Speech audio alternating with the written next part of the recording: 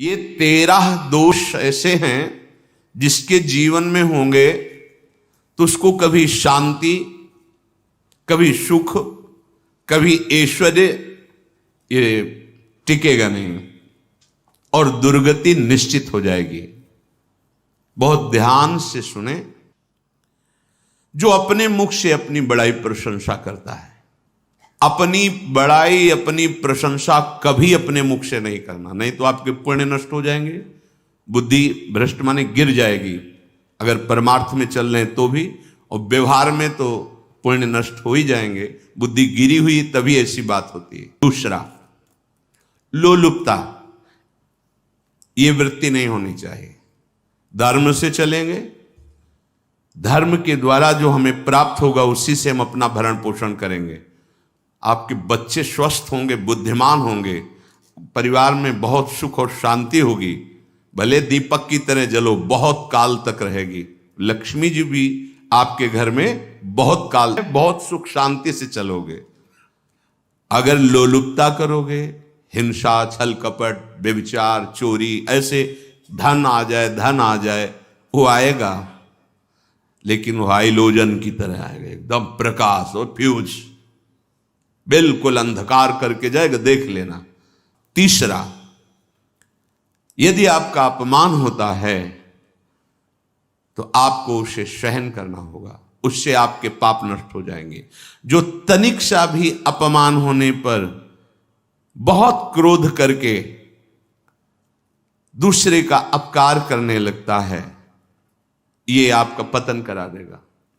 चौथा, निरंतर क्रोध और उसका चिंतन, बैठे बैठे बस द्वेषियों का चिंतन ही हो रहा है, अंदर क्रोध का चिंतन और द्वेषियों का चिंतन ही हो रहा है। द्वेष भरी बातें, द्वेष भरे क्रियाएं, उन्हीं का चिंतन करके जलते रहना क्रोध से। उपासक को तो क्रोध करना ही नहीं चाहिए, बहुत शांत। अगर बार बार आपका क्रोध प्रकट होता ही रहेगा, आपका स्वभाव बिगड़ जाएगा, आपके पुण्य नष्ट हो जाएंगे और आपका जीवन नष्ट हो जाएगा। और आश्रित जनों की रक्षा ना करना। अगर कोई भाग कर आपके पास आ गया है, कोई पशु पक्षी या कोई मनुष्य, आपको चाहिए कि अब चाहे हमारे पहले प्राण जाएं, उसकी रक्षा करेंगे।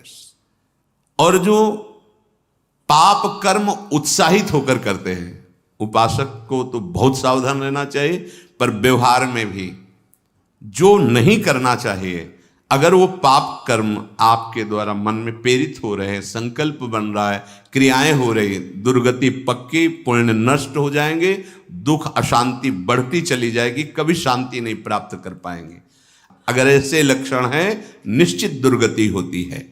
ये 6, अपनी बहुत बड़ाई करने वाला अपने मुख से, लोलुपता, तनिक से अपमान में सहन ना करने वाला, निरंतर क्रोधी और आश्रित जनों की रक्षा न करने वाला, और निडर हर्षित होकर पाप कर्म करने वाला।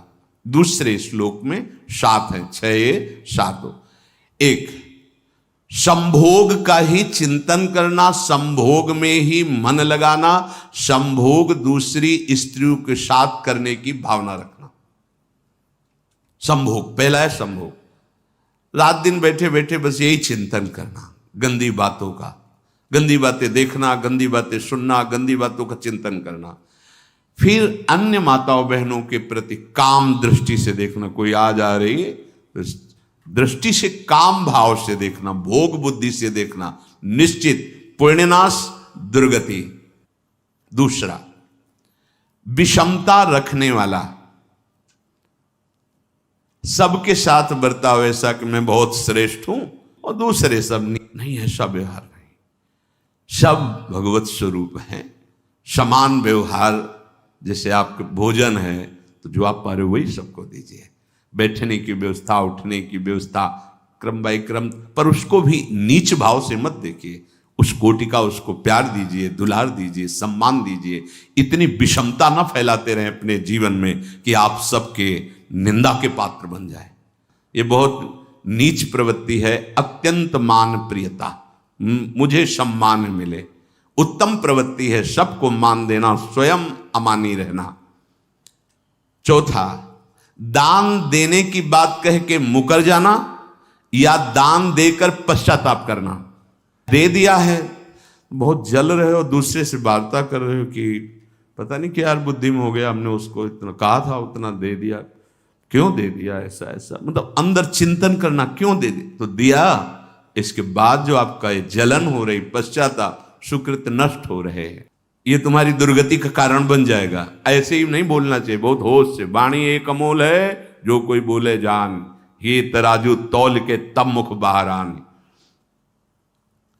पांचवा, अत्यंत कृपण होना, ना परिवार को सुखी कर पा रहा, ना अपने को सुखी कर पा रहा है। एक एक सिक्का बैंक में जो मर गया।